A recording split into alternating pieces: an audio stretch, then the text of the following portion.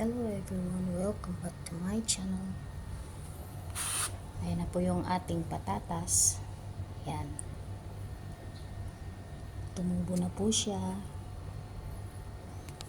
Tapos ito naman, kalalagay ko lang po ngayon. Hindi po ako sure kung makakapagtanim ako ng pomegranate dito. Pomegranate, sabi nila.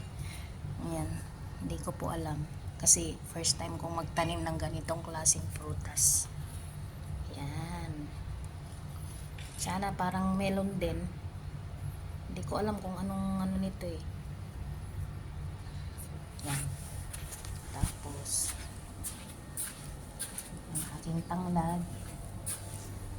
At yung atin pong melon, meron na po siyang ano, pero overcrowded sila.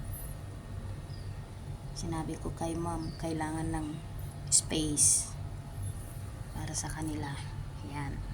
Marami yan pag tumubo yan lahat. Meron na kaming melon plantation dito sa Bahrain. Yan. As usual, yung ating namumulaklak. Yan siya. Kaso yung isa namatay eh. Hindi ko alam kung anong problema niya.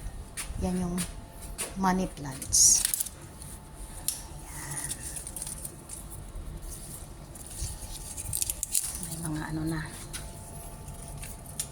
May mga tuyong dahon na siya. Ganda pang mag-ano dito ngayon.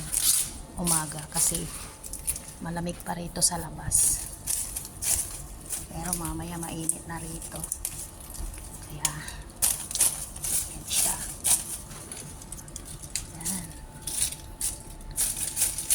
Ang daming dahon.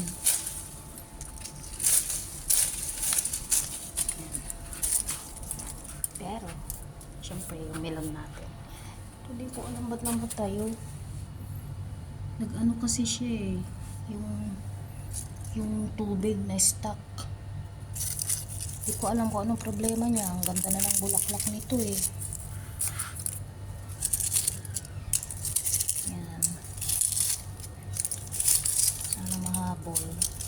Taka nga rin si sir, bakit daw nagkaganon. Wala yata nung inisprayan at saka na-stuck yung tubig. Ayan. Ayan. Thanks for watching guys. Babalik na Inday sa loob. Work naman tayo.